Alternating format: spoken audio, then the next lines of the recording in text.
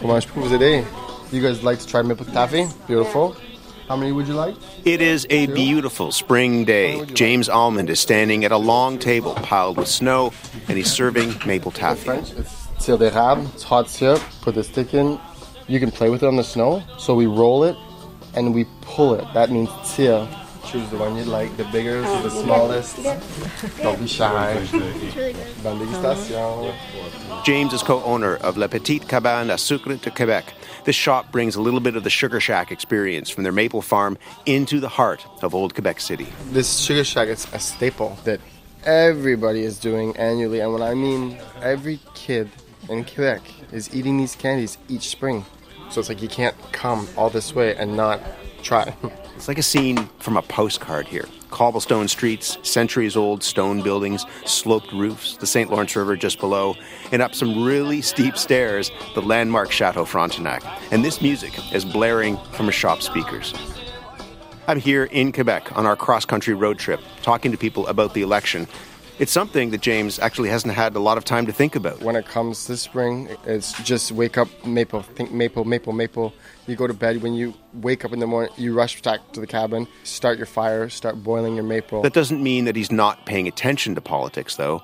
The U.S. tariffs are forcing his business to abandon plans to sell their maple products to the United States on Amazon. We are going to branch out for the UK, but for the tariffs, unfortunately, we won't be doing what we planned on doing. Taking on Trump would be a top election issue for James, but he's not yet sure who can deliver.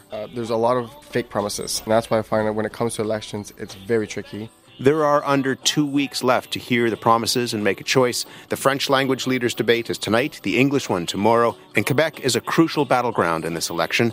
The province has 78 seats, enough to give any party a decisive lead, and its capital region is politically diverse. Liberals, Bloc, and Conservatives all have a presence here. I'm Matt Galloway, and I'm here in Quebec City, and this is The Current, on the road with our election series, Crossroads, coast to coast with Canadian voters.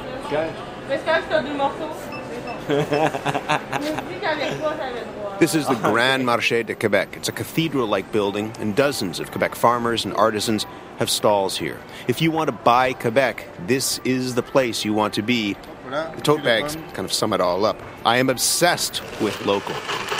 They're blending smoothies, selling wines, beers and ciders, fancy mustards, flavored oils, baguettes, pâté, foie gras, tarte sucre. You want to come here hungry, trust me. I head straight to the Laiterie Charlevoix looking for Amélie Tandelon. She has won the title of Best Cheesemonger in Canada. Hey, nice to meet you. How are you? I'm good, actually. Congratulations, you're the champion. Yes, thank you. How does one become the champion? I made a contest. There are like 4 tests, like a cheese pairing, blind testing, and make a huge cheese plate. And I did all those tests, and I won. You're very casual about saying you won. I'm casual now, but I wasn't at that time. I was like crazy happy. You're screaming and yelling and cheering and feeling great about yourself? Yeah, of course. Yeah.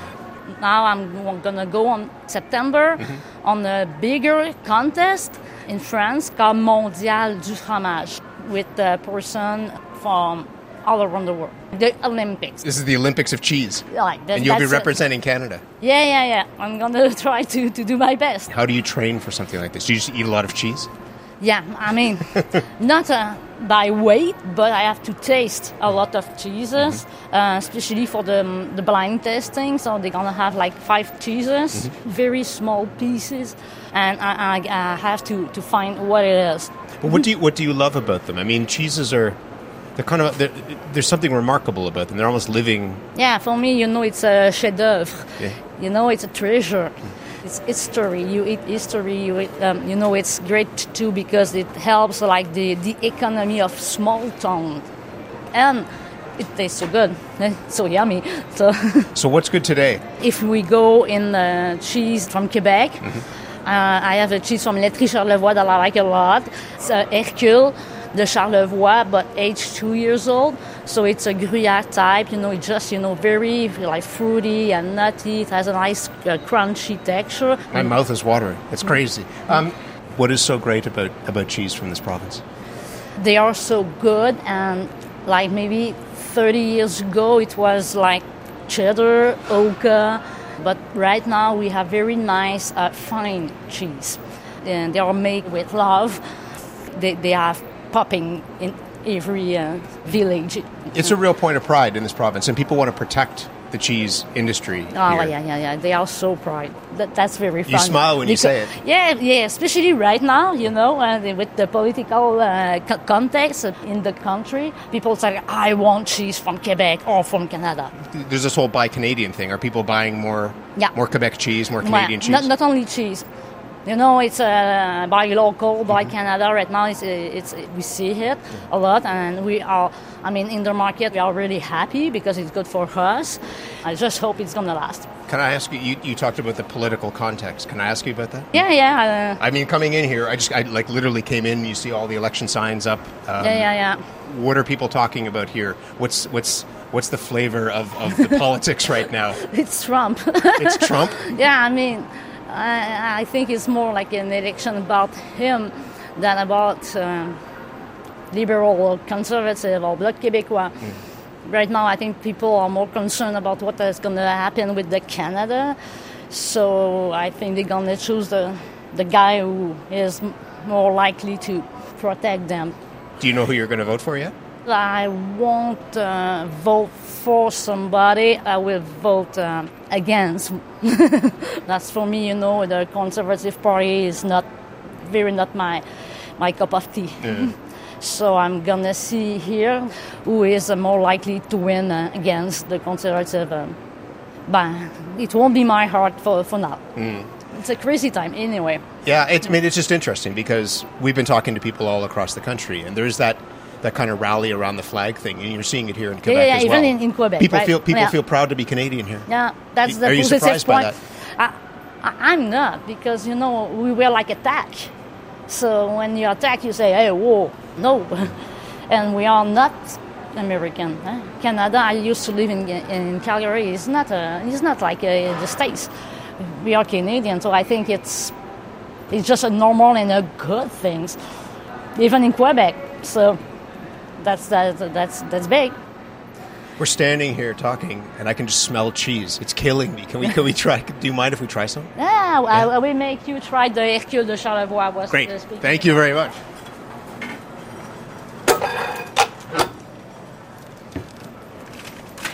There are a lot of shoppers here at the marché, and a few don't actually mind stopping to talk about politics. Moi, c'est simple. Je regarde ce qui se passe politiquement et je vais voter conservateur. C'est dans ma racine. He likes what Pierre Poliev is offering. This couple prefers carne. J'aime mieux ma carne que poil de lièvre. Poil de lièvre. Moi, je dis toujours poil de lièvre. Mais je peux dire que je ne voterai pas Bloc québécois. Jamais. Ah non, le Bloc. Parce que je ne suis pas séparatiste. Non. Moi, je suis canadienne-française. Québécoise, oui. I am a French Canadian. A real French Canadian. Yeah. Canadian, yeah. 100%. Never Bloc québécois. Never. Poilievre. I don't like the face of Poilievre. Another couple is undecided. Conservateur, peut-être, mais là, Monsieur Carnet, mon cœur balance entre les deux. Le Bloc, peut-être. Votez pas Bloc. Parce que lui, il n'y a pas d'affaire là. She doesn't think the Bloc belongs in a federal election. Jamais. Well, he likes the idea of someone standing up for the French language and for this Il province. représente les Québécois. Others are waiting to see the debates before they make a final decision. We'll see. What I look in a candidate would be more putting Canada and Quebec together instead of trying to separate each other all the time. Welcome to Quebec City. Still waiting to see what's going to happen, but there are issues for us here locally. The tramway, I think it's what polarized the most. Ah, the tramway, the most polarizing local issue. If it weren't for Trump, I am told that this would come up in every conversation about politics. It is a contentious debate over a new public transit project, and we'll come back to that issue a little bit later on. We have one more food stop. Bonjour, mon nom est François Lebel, copropriétaire de la Place Boutique Gourmande, et bienvenue chez nous. We're in the lively Saint-Roch neighborhood where Francois runs his gourmet grocery store. It is well stocked with goodies, particularly a large assortment of chips. The Quebec chips, I'm going to show you where they are and... Ooh! The most Quebec chips you can find is this one here. It's called miette.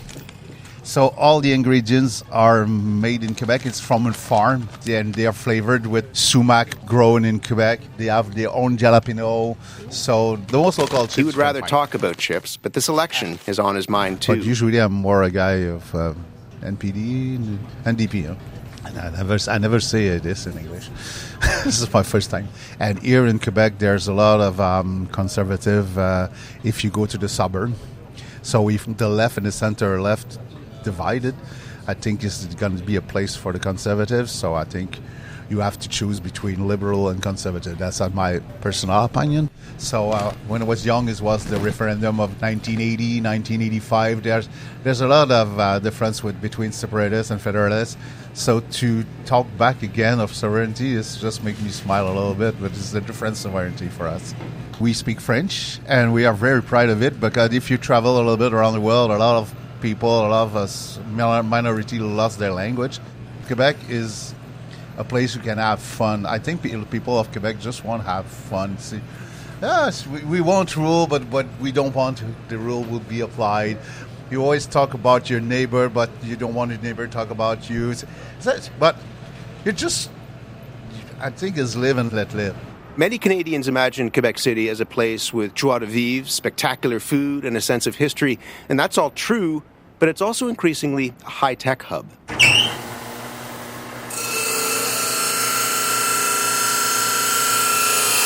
That may sound like a basic table saw, and kind of looks like one too, but it's actually a high-tech precision instrument. And what's being cut is a tube of glass used to make fiber optic cables.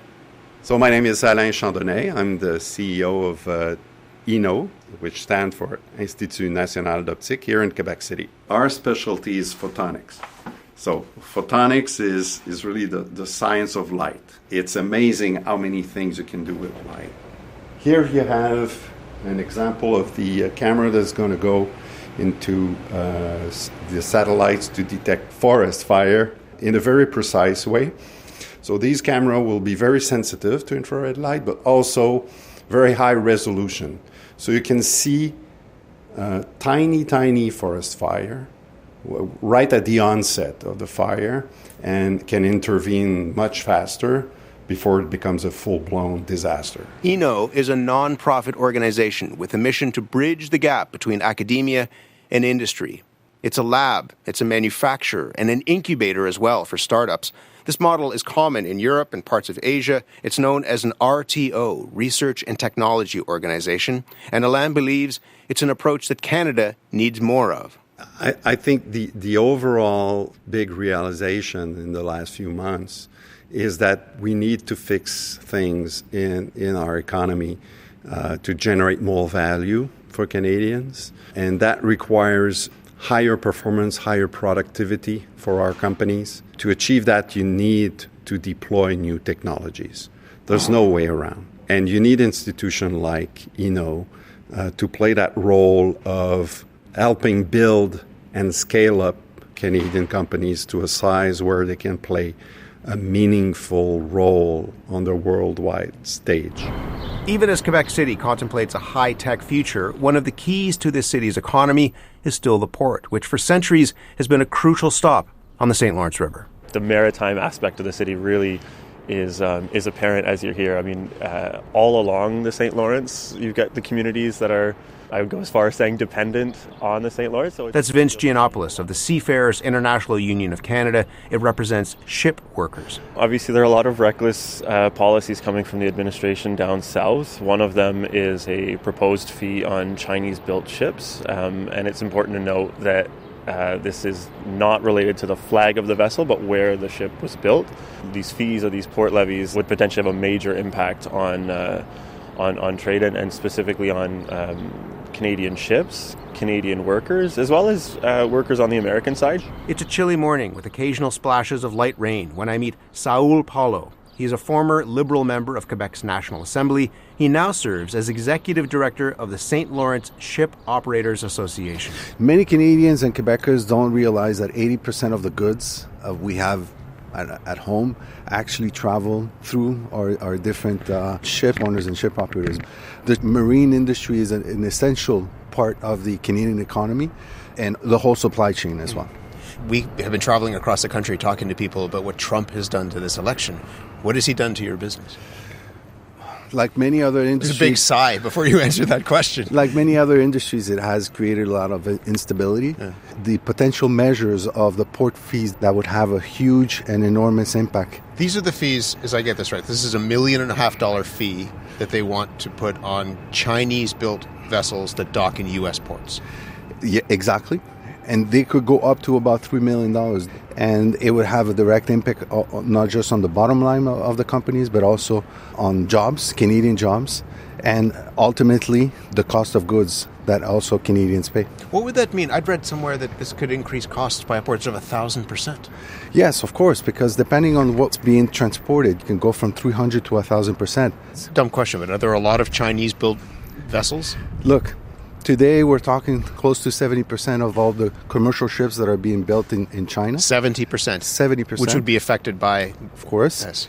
And just in Canada, it represents 45% of the Canadian fleet. So if you say that much of what we rely on comes through a port like this, is shipped around the world, the majority of those ships are Chinese-built. So this is going to impact the price of things, perhaps, that we purchase every day. We estimate that it could have a direct impact of 20 to 30% of increase in the cost of goods that are being consumed by Canadians. This is a busy port. I mean, there's things that are driving around. There's all sorts of activity going on. Is there one party that you're supporting in this? We don't do politics. We actually... Politics will do you, though. I mean, it will impact you. Of course, you. We don't do politics. We support any political party that will have the best interests of our industry on behalf of the Canadians as well. Thank you very much. Thank you. Have a good day.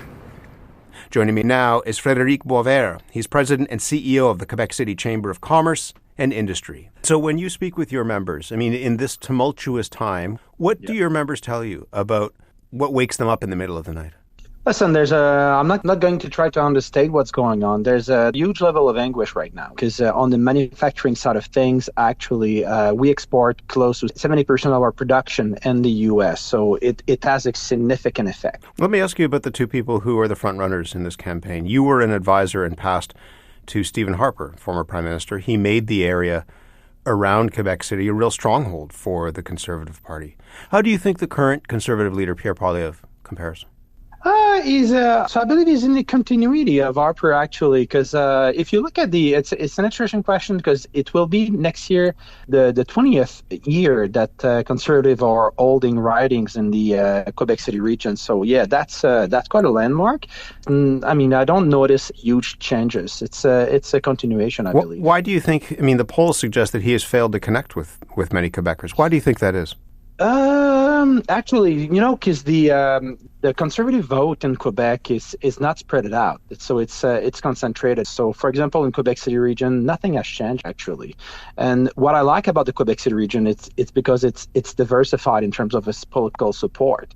We also have the riding of Minister Duclos in Quebec City Centre. We also have Joël Lightbound, which is in the west end part of Quebec City. So, it makes it for a diversified but vibrant also political class, which is helpful for us. I mean, what's interesting, though, is the former mayor of Quebec City has said that Conservative stronghold could be at risk, that there could be, in his words, a red wave that sweeps through this area. What does that tell you? Yeah, you know what? You don't sound convinced.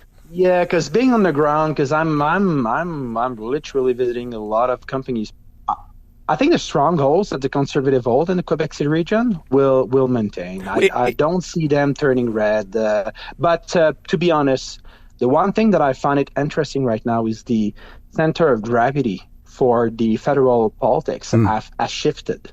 And we notice that has shifted from the left to the center and center-right. So Mr. Carney's it seems that Mr. Carney would have taken an entire chapter of the Conservative playbook in terms of managing the economy. So to me, as a Canadian, fiscally responsible Canadian, I find it interesting because we really need to get our finances sorted out because the budget is exploding. The debt is going sky high, and we need to bring back fiscal sanity. Do you understand the appeal of Mark Carney? We've been speaking with a lot of people here, and they have said they're looking for steady hands in this really difficult time. And the polls suggest that Mark Carney is being seen as having those steady hands. Do you understand that appeal? Yeah, I do, because I met with Mark Carney myself with a bunch of significant business leaders in Quebec City before he was elected as the leader of the Liberal Party. He knows what he's talking about. He's got a significant experience. So for sure, people can see it, people can hear it. That's for sure. There's a Carney effect. That's for sure. But I don't think that's going to have an impact on the Conservative stronghold in Quebec City. It's just going to allow the Liberal MPs to preserve their seats.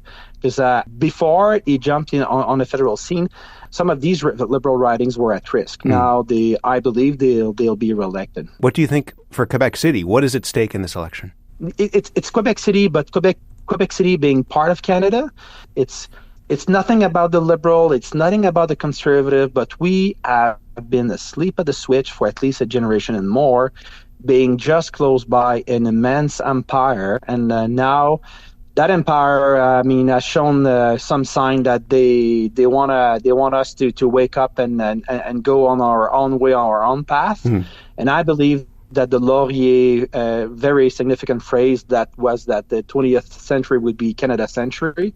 I believe that the 21st century will be Canada century, thanks to that seismic event that took place with the re-election of President Trump. I believe that we're going to harness a significant amount of ambition on the world stage. We'll reveal ourselves in ways that we never could have imagined, because right now we've been seized by the throat, and we are going to wake up and we are going to unleash our potential. That's how I feel about it. Frédéric Boisvert, I really appreciate speaking with you. Thank you very much. Thank you, sir. Bye-bye. That's Frédéric Boisvert, President and CEO of the Quebec City Chamber of Commerce and Industry. Well, coming up after your CBC News, more from Quebec City, including 3 voters talking with each other to discuss what matters to them in this election, who they're voting for, and why. I'm Matt Galloway in Quebec City. You're listening to a special edition of The Current. We're back in 6 minutes. Now you hear the starting bell, just like in school.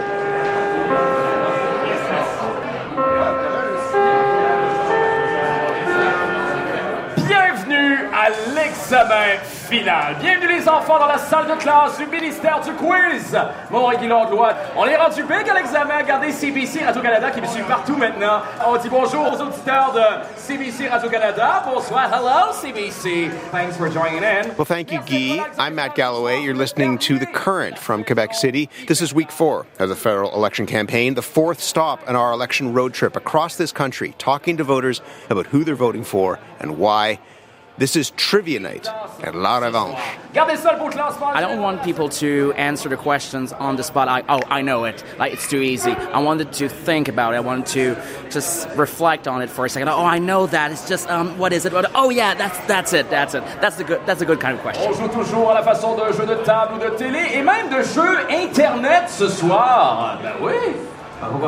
We have a question called the Bourse d'études in French, which is the scholarship question. It's a very, very hard question, but few people get it every week. One time we asked how many rivets were there on the Eiffel Tower. Yeah, that's the kind of question we may ask.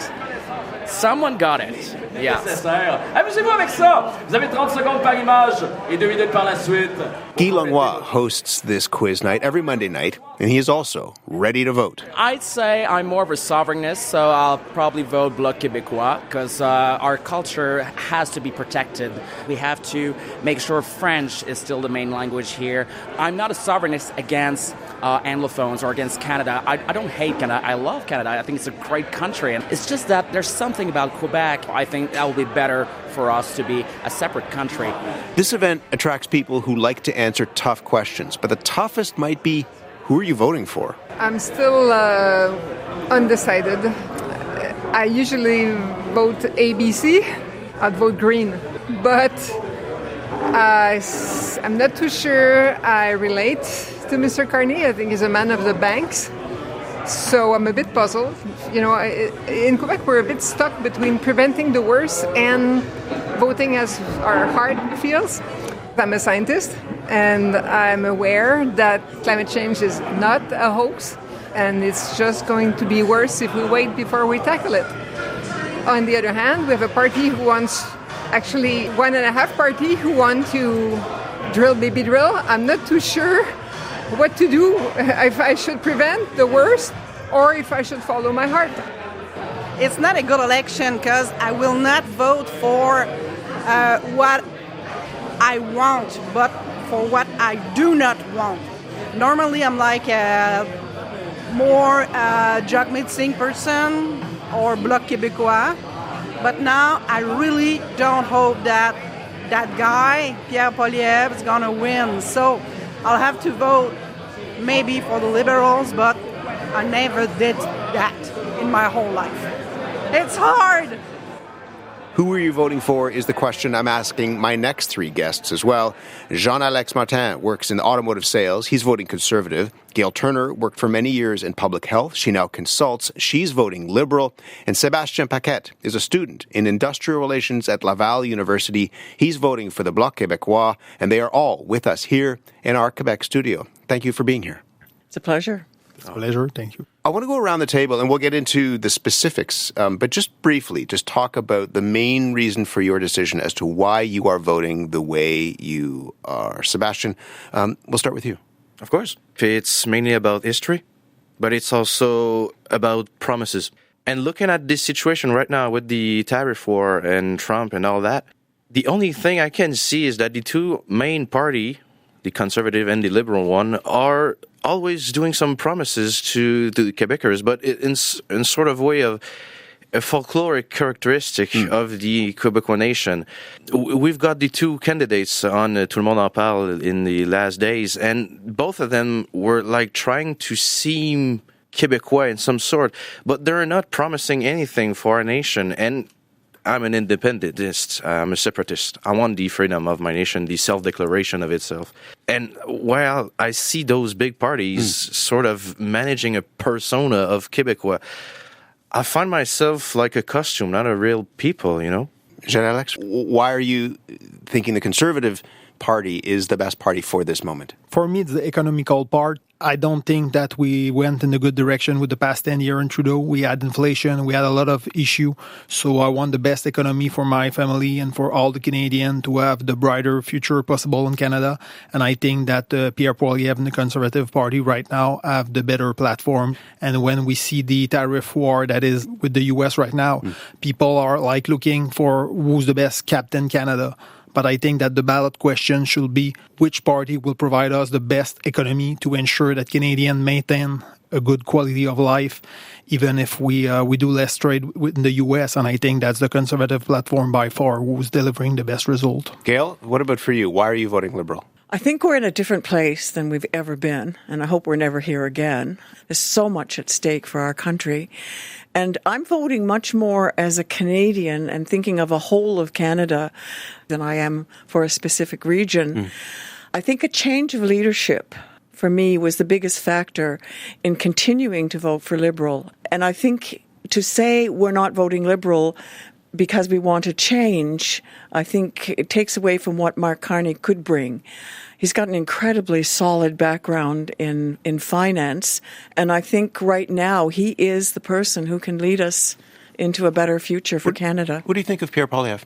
I like some of what he says. What do you like about what he I liked when he proposed changing taxing for seniors to give us a higher ceiling. It's something I've wanted personally for a lot of years.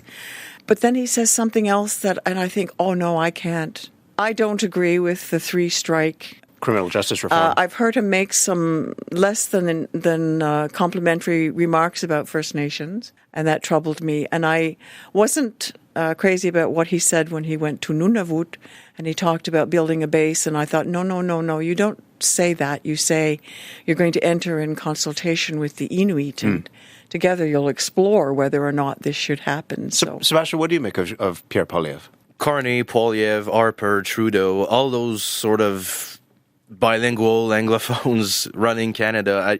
I see it as a leader of a foreign country. A leader of a foreign country? Yeah. Canada is not seemingly a part of my whole identity. It's like a forced identity. Canada, right now, Carney and Poilievre both know that Trump said Quebec's language and linguistic laws will be an obstacle for business, for the tariff war. And Carney actually said he's going to fight in court our linguistic laws. I see it as a sort of mini Trump sort of reacting to the bigger Trump. The reaction of we are struggling with national unity, so we should throw Quebec under the bus. I see it as a sort of pattern in history. You think that's what will happen, is that Quebec will be thrown under the bus? People will do any promises they can make and seem happy and gentle. Jean-Alex, for you, as somebody who's voting Conservative, the polls suggest that Pierre Poilievre is not connecting with a lot of voters here in Quebec. What do you think that's about? That's a good question. I think that a lot of people that were expecting to vote for Poilievre went into Carney because of the tariff wars. Let admit that people were disappointed by what Trudeau did, and they feel that Carney will be different. But if you read Carney's book, it's basically what the Liberal program was under Justin Trudeau. Carney wanted a higher carbon tax. It was never enough. He has a net zero obsession and stuff like that. Are you a fan of Pierre Poilievre? I have really respect for Pierre Poilievre. You can say I'm a fan. I think he did a really, really good job since he went to the leadership race. Everything he proposed, it's really to have a stronger economy. When you check under the last 10 years of the Liberal, the Canada became poorer. We had nearly no GDP growth in 10 years. If you adjust it to the growth of the population, we're not going in the right direction. So I think we need a change. And I think that Pierre Poilievre understands that, and I think that's what he proposed. It's to correct that, to make sure that Canadians stay wealthy.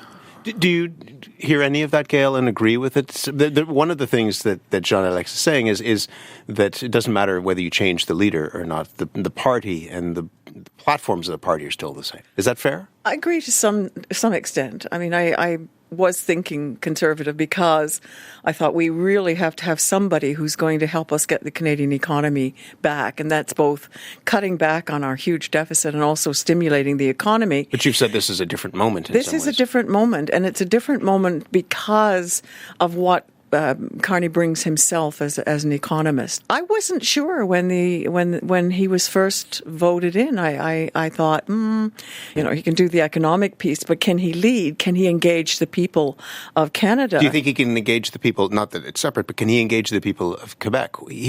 Sebastian mentioned this on Tout le monde en parle going on, and there were questions around not just language, but whether he understood the culture of this province. Do you think he does? I've thought about that. I thought about both issues, both the culture and the language. And as someone who lives in Quebec City and is not bilingual, but you can learn the language and you can learn the culture. And I think we need to look at what's more important in a leader right now in this very critical time when we're facing threats to sovereignty, when we're facing threats to everything that we hold dear. Sebastian had a smile on his face. I mean, does it matter to you if a leader not just speaks the language, but understands the culture? The culture aspect of Quebec is basically the bare minimum. It's accessible, it's manageable, it's understandable, and we're not that exotic. We still have roots from European descendants.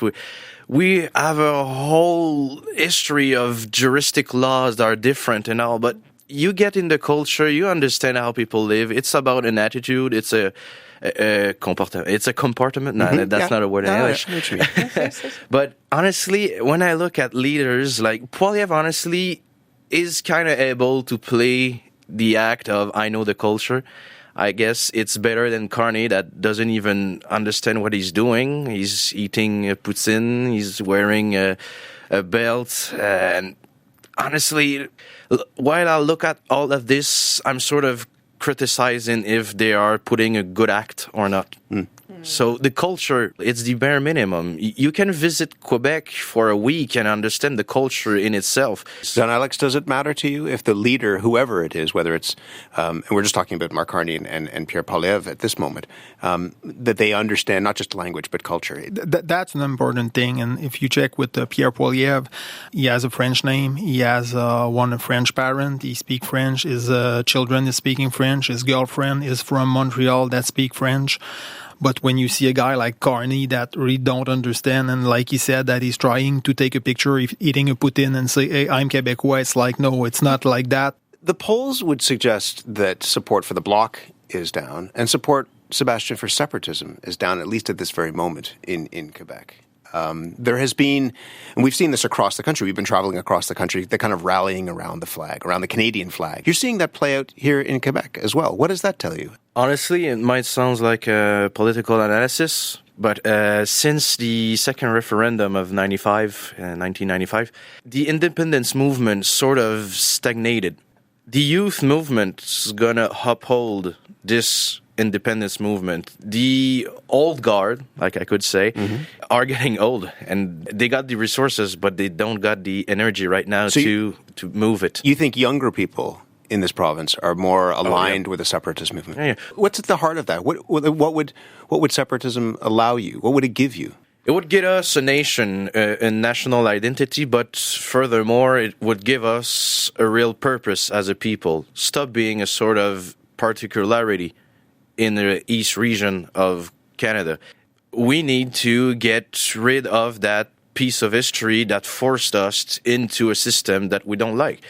We've got a lot of intervention, social intervention here. We got health security. We got a lot of national insurance. We've nationalized our hydroelectricity, our energy, and we live better with those politics and those institutions. We need more of them. What do you make of the fact that this is coming up in Alberta as well? There is a groundswell. We were just out there and speaking with people, and they feel disrespected by the rest of the country, and they're actually looking to people like you and saying, you know what, maybe we could figure out some ties. It's not obviously the whole of the province, not even a majority of the province, but that's a sentiment that's there. What do you think of that? There could be links, of course, but we got to watch out for opportunistic reasons for independence.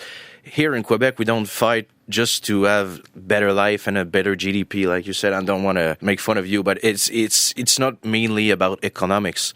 It's mainly about nation. We've been talking to people across the country, and they've raised the issue, Jean-Alex, of national unity. How do you see that issue of national unity in the context of what Sebastian has talked about? For me, completely different. I feel good to be as a Canadian, even if I speak French. Sebastian said that it's more about the culture than the economic. But we have a 13 billion deficit in the province of Quebec. If you remove 11, 12 billion of perequation that we got from Alberta, we will be 25 billion in deficit this year. So it's the fact that we get money from Alberta that we can avoid those conversations about the economic.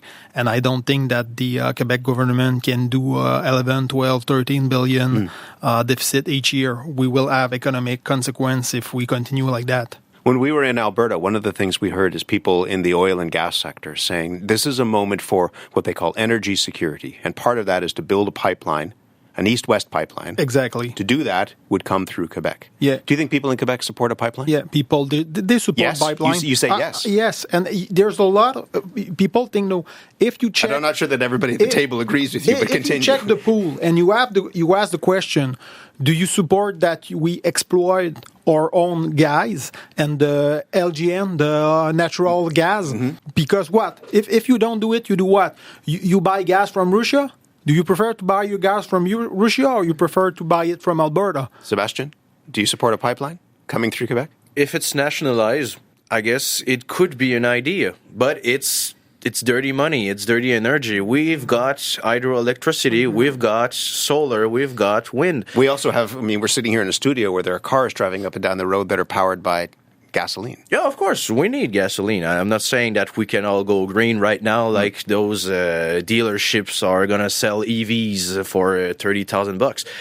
The main problem is when they're going to put a pipeline across our country, or province for now. We'll get there.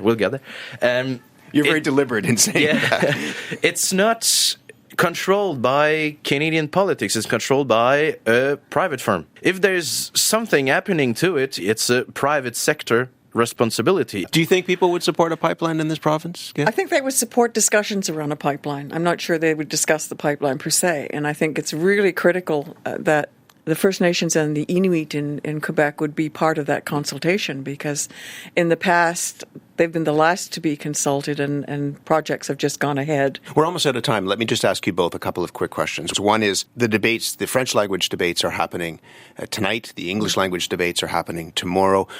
What is one thing you'll be looking for in those debates? I'd like to hear a concrete plan on how housing can be improved. concrete, not just pie in the sky. Yeah, I hope that Pierre Poilievre will be positive. Not that much attack on Carney, because unfortunately, I think that Canadian, we're not American. You know, if you just do attack, it goes bad. Sebastian, will you watch? I don't even know, because I think I'll be either way disappointed. When I look at Carney, I'm just disappointed. What I see right there is a bankier, might be a cheater, and doesn't even speak the two languages of the nation. We've been traveling across the country, and kind of the idea is, Canadians explaining themselves to each other.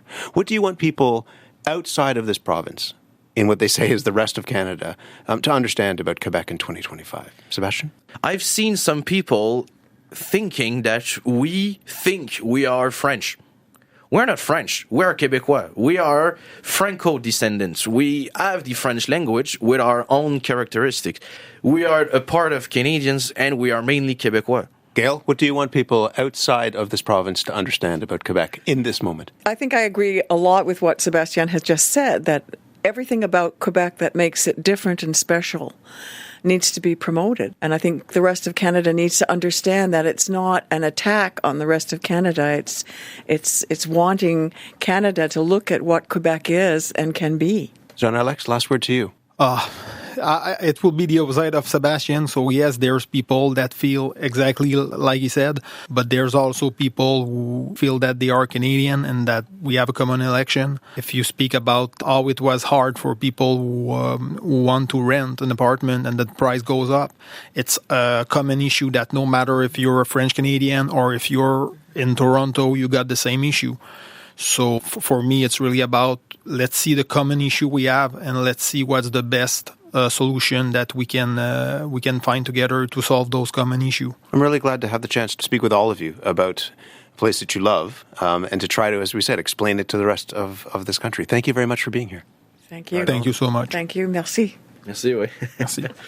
We're speaking with Jean-Alex Martin, Gail Turner, and Sébastien Paquette.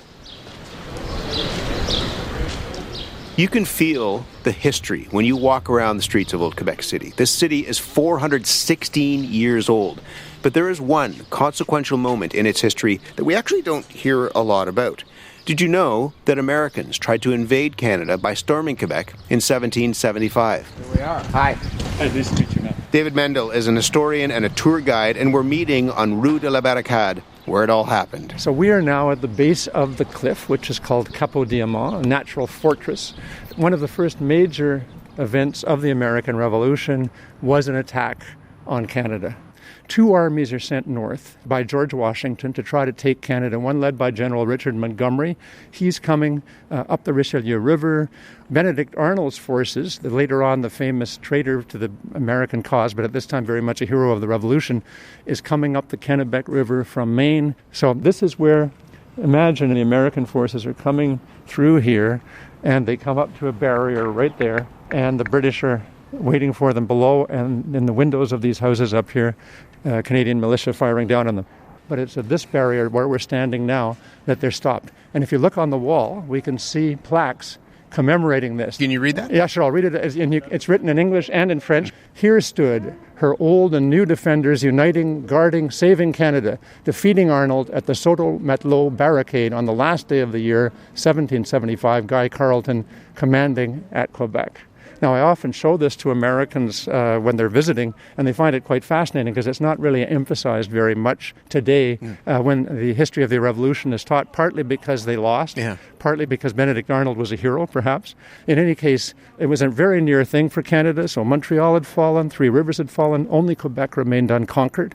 So this is a crucial time in North American history when what was going to become Canada is turning in one direction, and what's going to become the United States is turning in the other. So when you stand here and you tell that story in the context of Donald Trump stomping his feet and saying, we'll take you and you'll become the 51st state and we want what you have, what goes through your mind? Well, that it's not the first time that this has happened. There was talk of the manifest destiny in the 19th century. We had the War of 1812. This is not the first time that this has happened, but who would have expected that we would be facing this kind of an attitude from the United States today? it's very interesting to see how Canadians are reacting. You're traveling across the country. I think people are realizing how much they have in common with one another, and that includes Quebec. I've lived here since 1976, and I have never witnessed Francophone Quebecers being so proud of Canada. How do you understand in such large numbers? I mean, people are watching this from outside of this province, trying to wrap their heads around it. How do you understand it? I think it's very, very simple. When Quebecers, Francophone Quebecers, compare what we have in Canada in terms of freedom of speech, the protection of the French language, the laws, and so on, and they compare that with what they think they might get under in an American regime, and think about how, don't forget, huge numbers of Quebecers went down to New England and down to the United States in the 19th, early 20th centuries, and pretty much all of them have been assimilated and only speak English today. How do you think that's going to shape how people act in this current election campaign? At this point, it seems as though the Liberals are doing very well in this province. So far they are, and I think they are likely to continue to do so. Quebecers saw the attitude of Pierre Poilievre for years, which is very sort of attack dog approach. Now he's arriving with a smile and is toning it down, but doesn't say the same things on Tout le monde en parle that he would say in a rally in Alberta, for example. And people are aware of that, I think. So we'll see. But will it influence your vote? Well, I've definitely decided I'm voting Liberal, and the issue of dealing with Trump is my first priority. But climate change, the housing crisis, reconciliation, none of those issues are going to go away. What I'm hoping is that we will find ways to work together and realize how much we have in common. It must be wild standing here just thinking about history doesn't repeat itself, as they say, but it rhymes. Exactly. Right? And that's you can hear the rhymes in your head, I'm sure. Absolutely. Yeah, I can. Yeah, so it's a fascinating time to be Canadian right now, that's for sure. Take the lessons from the historian. Thank you very much for meeting us here. Thank you very much. Coming up after the break, two longtime political journalists, Sébastien Beauvais and Valérie Gaudreau, will discuss sovereignty, both kinds, whether French fluency really matters in a leader, and what the rest of this country needs to understand about Quebec. I'm Matt Galloway. I'm in Quebec City, and this is The Current. We're back in 90 seconds. Stay with us. La Société des traversiers du Québec vous souhaite une belle traversée. Hello again, I'm Matt Galloway, and this is The Current in Quebec City. We are continuing our cross-Canada road trip, talking to Canadians about what matters to them in this election. Ladies and gentlemen, the captain and his crew wish to welcome you on board. This ferry runs across the St. Lawrence between Quebec City and the city of Lévis, just across the river on the south shore. There are two bridges linking the cities, but traffic is always congested during the commuter hours, and what to do about this crossing has been the political hot potato for years. My name is Bruno Véro. I'm communication counselor for the Société des traversiers du Québec. We are presently on the vessel Alphonse Desjardins. The ferry takes 12 minutes to cross downtown to downtown. In my case, I live in Lévis, so the best alternative is to take the ferry. So I don't have to make a lot of kilometers with my car. And when you take the ferry, you will have the best view on the Chateau Frontenac, a spectacular view on the old Quebec City, and you change your mind when you are on the river. If you have a bad day at work, you are on the ferry after that, and you are instantly really happy. It's beautiful. It's like to go in a national park and see the better view of your life.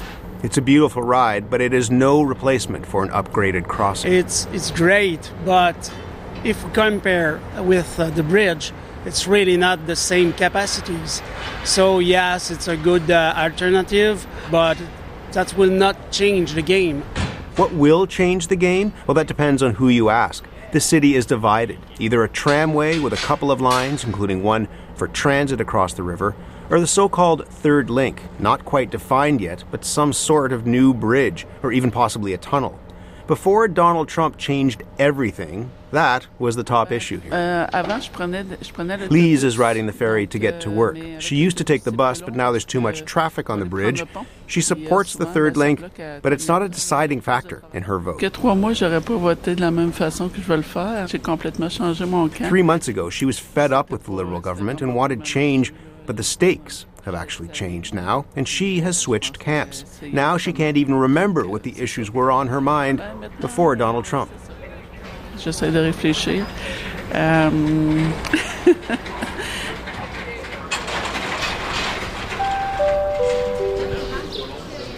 That seems to be a common theme in this election. Things that normally would be priority issues are actually fading into the background. Last week, more than 100 municipal leaders signed an open letter to the 5 main party leaders, calling on them to put a focus on climate change in this election. Alicia Depin signed that letter. She is a city councillor for Vanier-Duberger. Hello.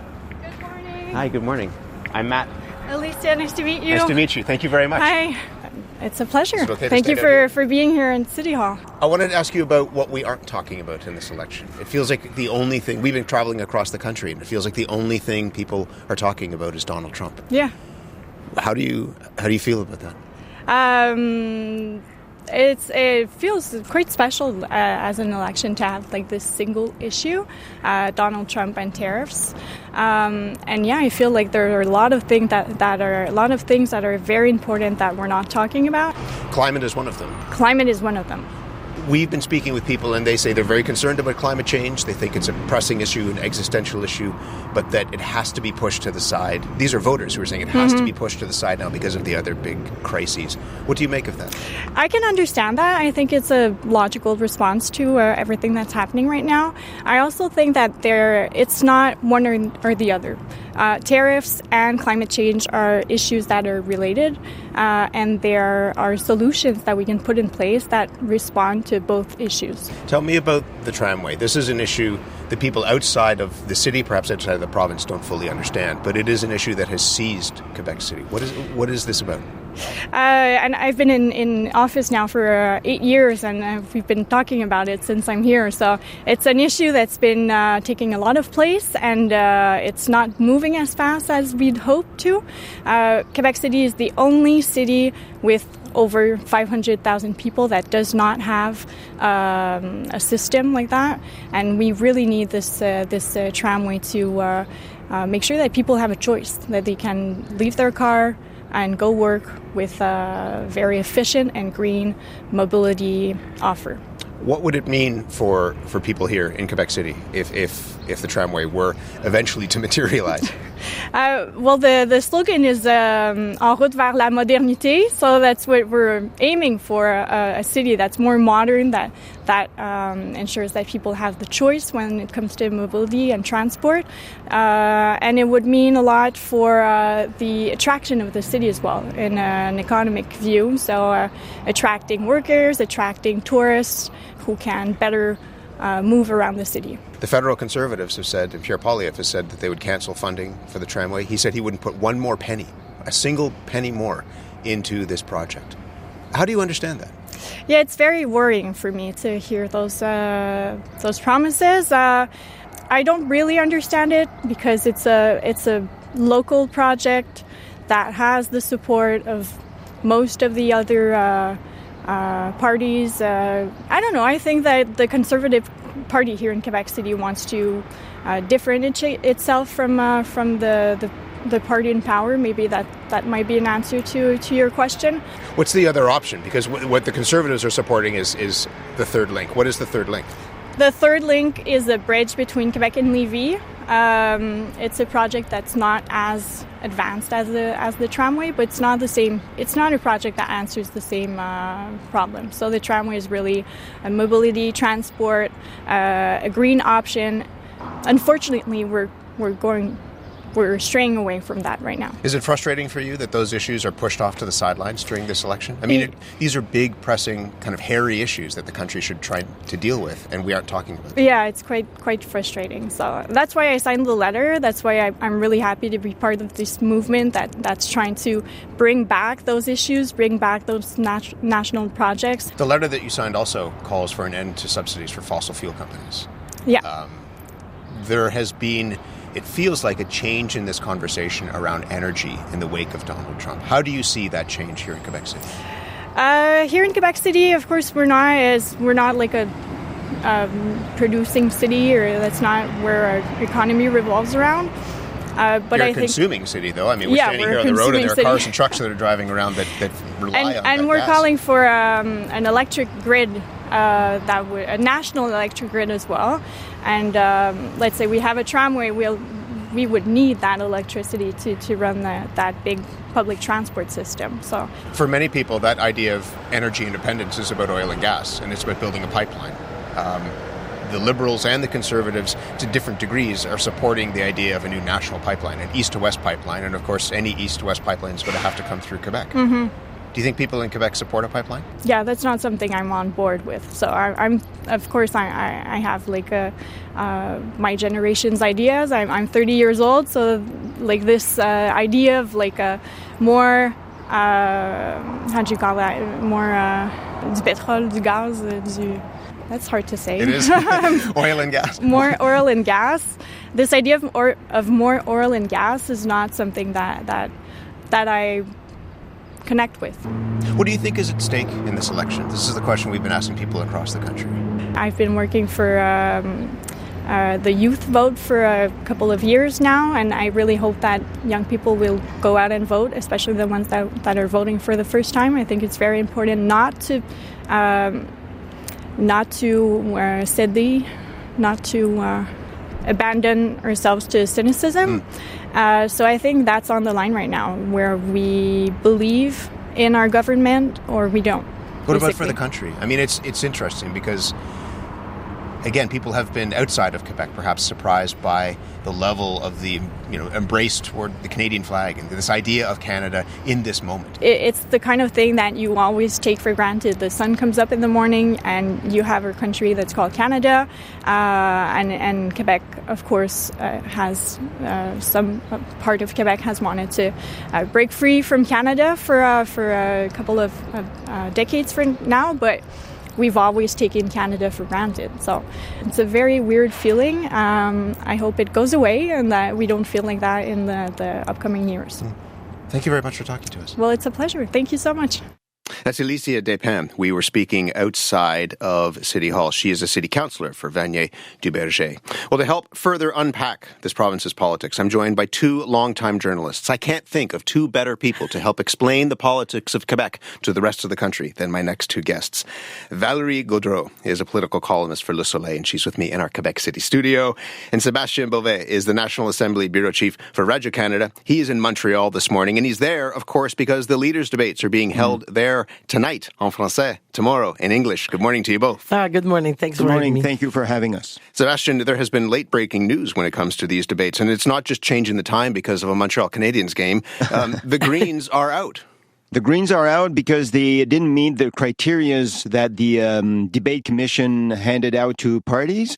Actually, there are three. You have to have a member of parliament, which the Greens do. You have to be at least 4% in polls, which the Greens don't. And the third criteria, which was the one that's been disputed, is you have to have 309 candidates in the ridings, in the 343 ridings, and the Greens don't. They submitted a list of at least 309 candidates that were endorsed by the party, but were not endorsed by Elections Canada. And so it was a bit of a miscue there by the Greens. So they're out as we speak this morning. And it comes 12 hours before the debate. It's very late. Late breaking news, as we say here on The Current. Valérie, how important, I mean, clearly changing the time so that people can watch a debate and a hockey game says something, but how important is this debate for voters here in Quebec? Yeah, well, the French language will be an issue because we'll absolutely look at Mark Carney's French. Maybe he needs to be more known about, for people, because we've seen him mostly as a prime minister. We always saying he's taking off is from a moment as prime minister. After this he's the candidate, like taking off the cloak of the prime minister. Taking off the clothes, yeah, exactly. So we'll look at Mark Carney. We'll see about the Quebec issues, French language. There will be a point on immigration.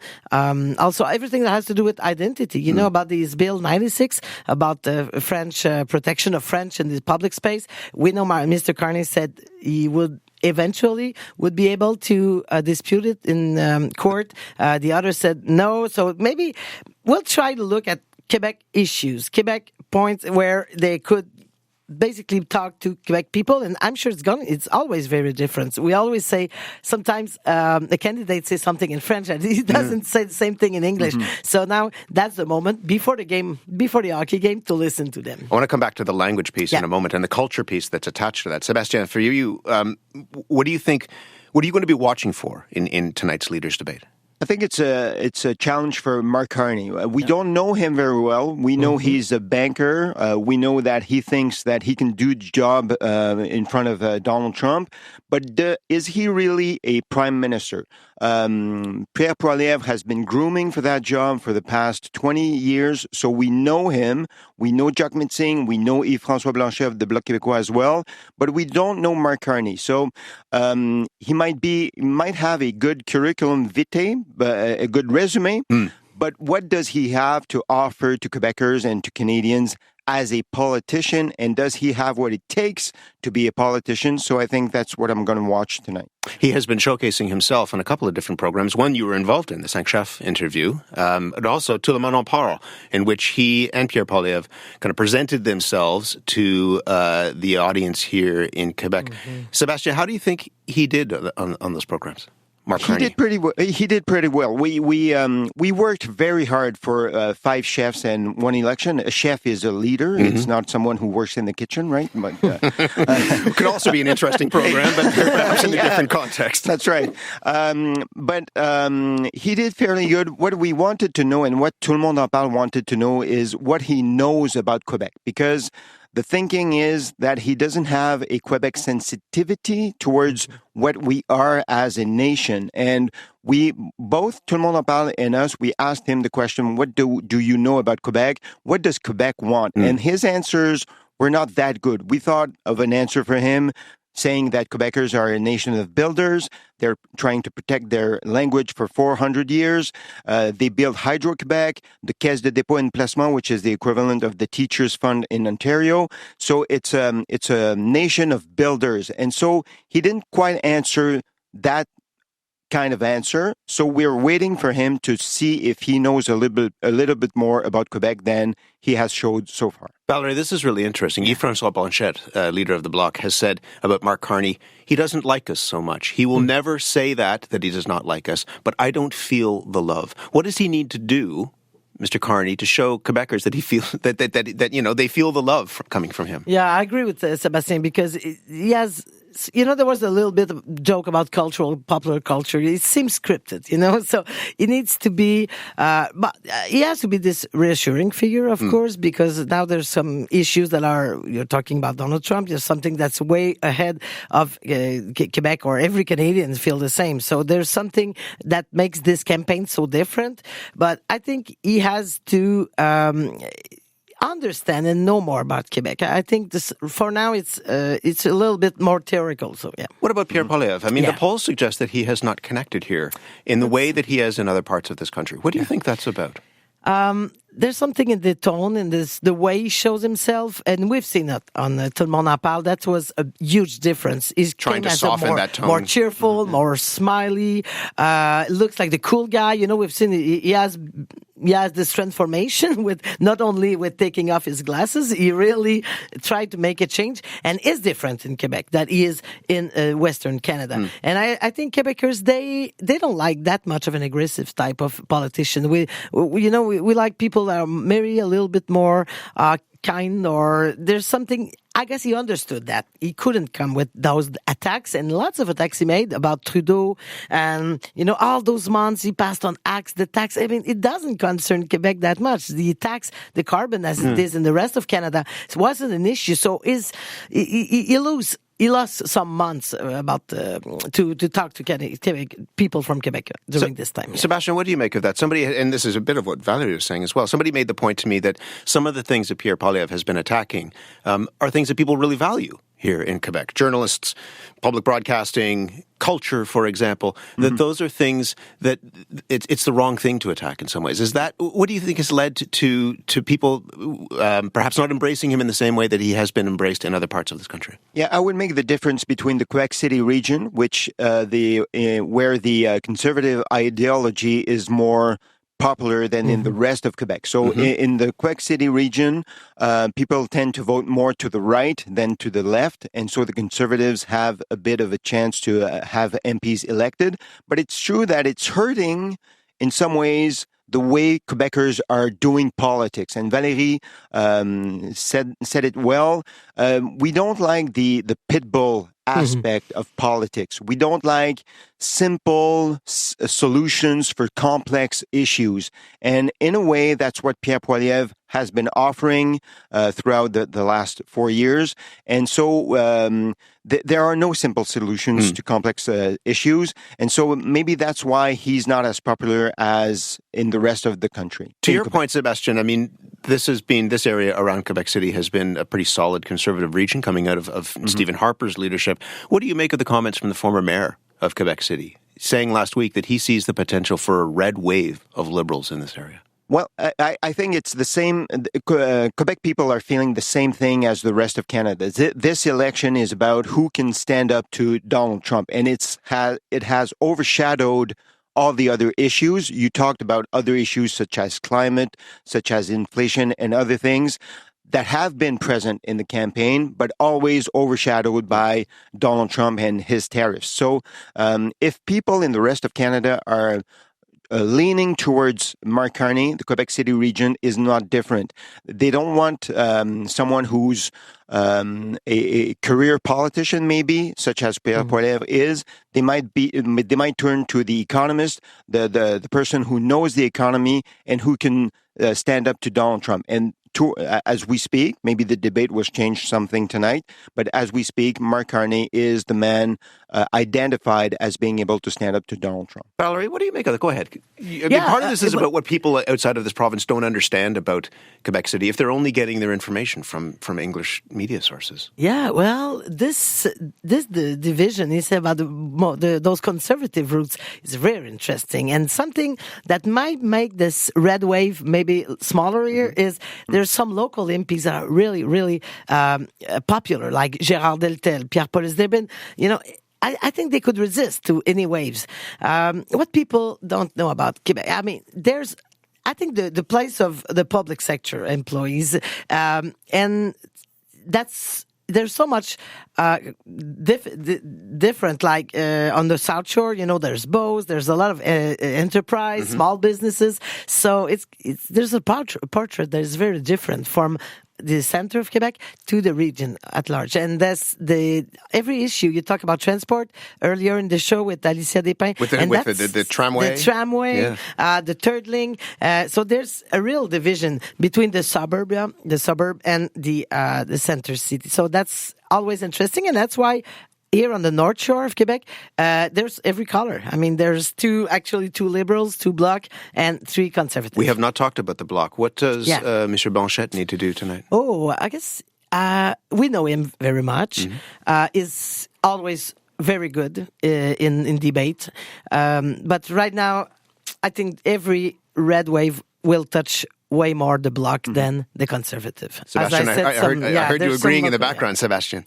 Yes, absolutely. The game Yves François Blanchet is playing in this election is to say that he will be the voice of Quebec in Ottawa, and that if people don't vote for the Bloc Québécois, the voice of Quebec won't be heard.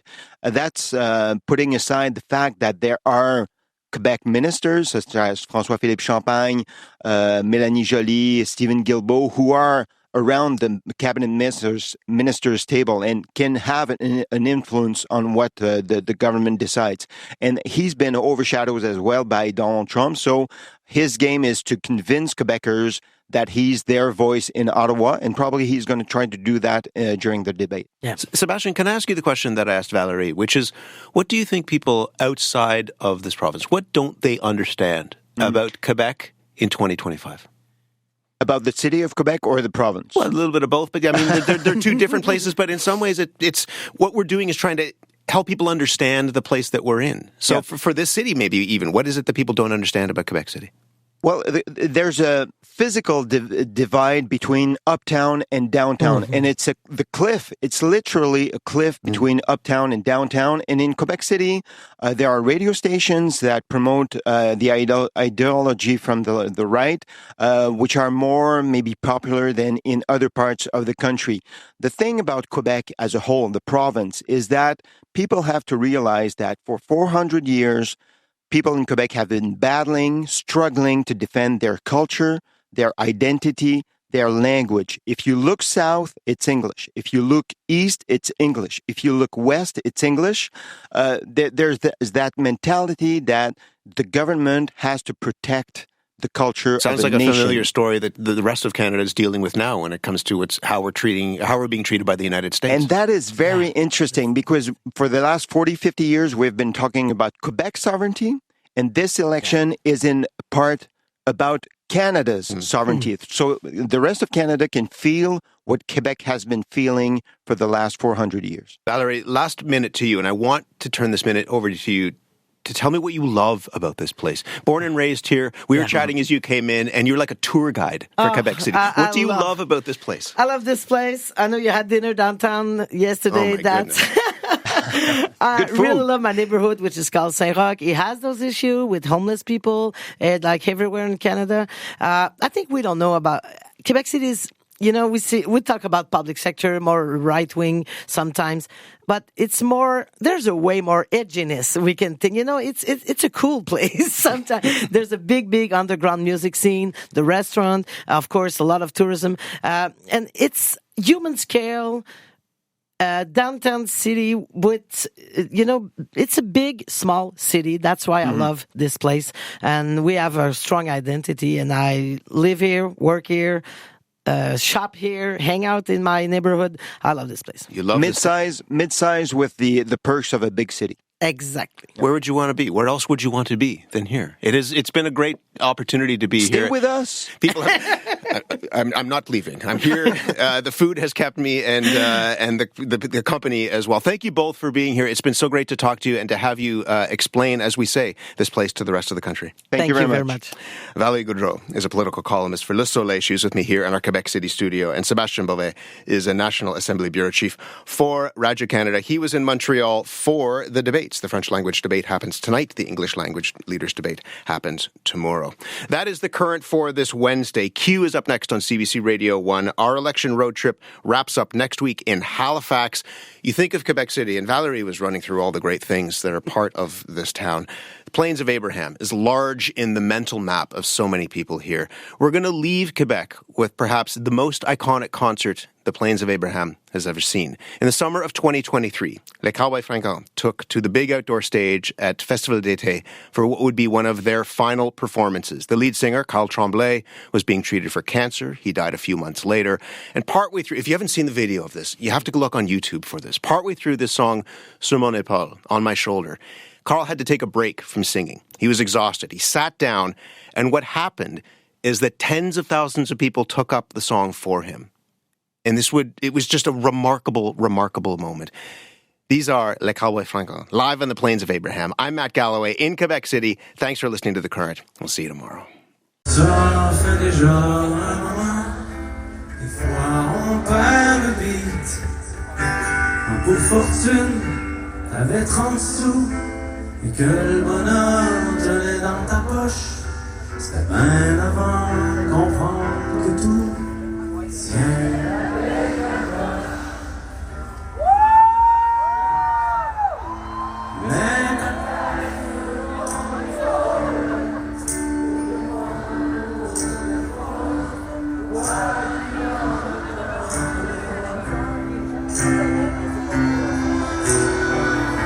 Ça fait 10 ans et des poussières, on fait face au vent d'hiver, ensemble on n'a peur de rien.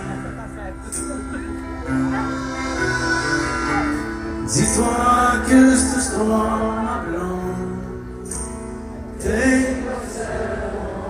Oh shit, on n'est pas seul ce soir.